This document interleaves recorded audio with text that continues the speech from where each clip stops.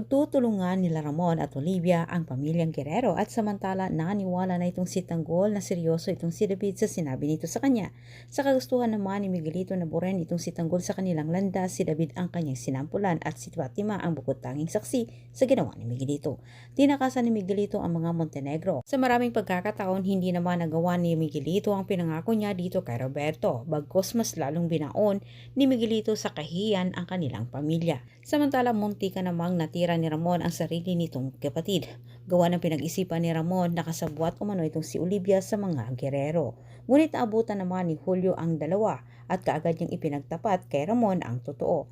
Sa kabilang banda, nakatikim ng paulit-ulit itong si Miguelito ng malakasang bugbig sa kanyang ama sa kadahilan ng masamang balita ang dala nito.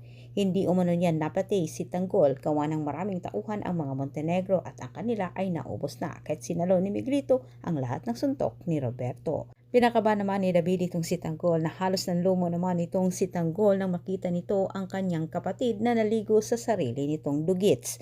Ngunit hindi pa huli ang lahat. Kailangan munang mapahamak itong si David para makumbinsin niya itong si Tanggol, lalo na itong si Ramon. At sa tulong naman ng mga kaibigan ni Tanggol ay binitbit nila itong si David sa mansyon. Si Marites sobrang nag-alala para kay Tanggol at Ramon. Ang buong akala naman ito ay napapahamak na ang kanyang mag-ama at hindi niya inasahan nakita itong si David na kasama nila Inting na dumating na puno ito ng dugits. Nahihirapan itong si Ramon na paniwalaan itong si Julio na kapatid niya itong si Olivia. Nagtanim ng pagdududa itong si Ramon at yan umano ang dapat niyang alamin. Ngunit kailangan na magpaliwanag ni Julio at ikwento ang buong nangyari sa kanila ni Pilar.